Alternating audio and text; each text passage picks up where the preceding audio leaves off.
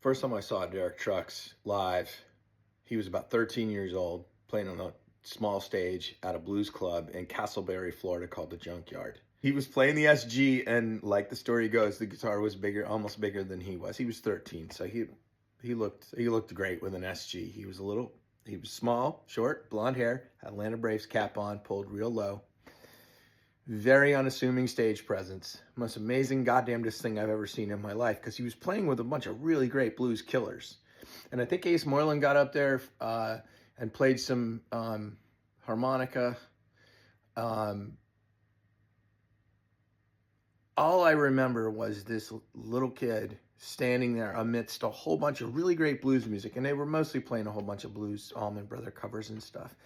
And he was just standing there in complete calm, waiting for his turn. It was his band. His name was on the bill, but just waiting for the right place to jump in and play his part. It was astounding. It was, I've never seen the restraint is the word I used. It really, a maturity well beyond his age. And really, guitarists aren't known, particularly the young cats. In his era in particular, there was a lot of histrionics, a lot of faces being made and stuff like that. While they played, Derek just kind of stood there and played. And, he's continued with that super calm, super zen stage demeanor. And he says he got it from watching Duane Allman. There's very little video of Duane, but what is there, you'll see a whole lot of concentration from watching John Coltrane in particular. And it's that restraint that I saw in 1993. And he never lost it. He was always, in my opinion, the best on stage every time he took the stage. But he was never up there like a big alpha dog pissing in every corner and making himself seen or heard. Pretty amazing shit. He is good at everything. He is dribbling, passing, shooting, scoring, assists. To me, that's the one. Like everything revolves around Jordan. He's closer to Michael Jordan, I would say. Like the GOAT. He's Jordan. The only thing for me, and David Halberstam's thing for keeps about Michael Jordan was a really important book to me. When I was preparing to write Play All Night, it was a really interesting one because it looked at Michael Jordan. It was called Michael Jordan in the World He Made or something. Great book. I reread it every, 5-10 years, something. I just enjoy it so much.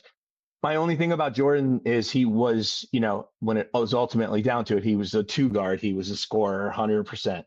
And Derek is much more like a point guard because he does share the ball a lot. Like, come on, man. He's the greatest guitar player in the world, and his trombonist gets solos, credibly gets solos, and he goes, like that is who does this? Yeah, most other guitar players on what I would consider on Derek's level, whatever that means, are for the most part they're the primary thing you're going to see for that. The show is, the band is named after them, unless you're in some iconic band with a lead singer who's even more famous than the guitar player, something like that. But for the most part, it's like, go see, insert great guitar player's name because they're they're the name on the bill. And Derek really is like the current day GOAT, and I think I kind of view him that way, with the same, like, I think he has that same sort of, not the same sort of, but also has a mystique. There's a mystique around, I think, that guy and his playing. We all, of course, he's Zenish and down to earth and all of those things too. But I think there's like we're looking at today's Duane Allman, Jimi Hendrix, Eric Clapton.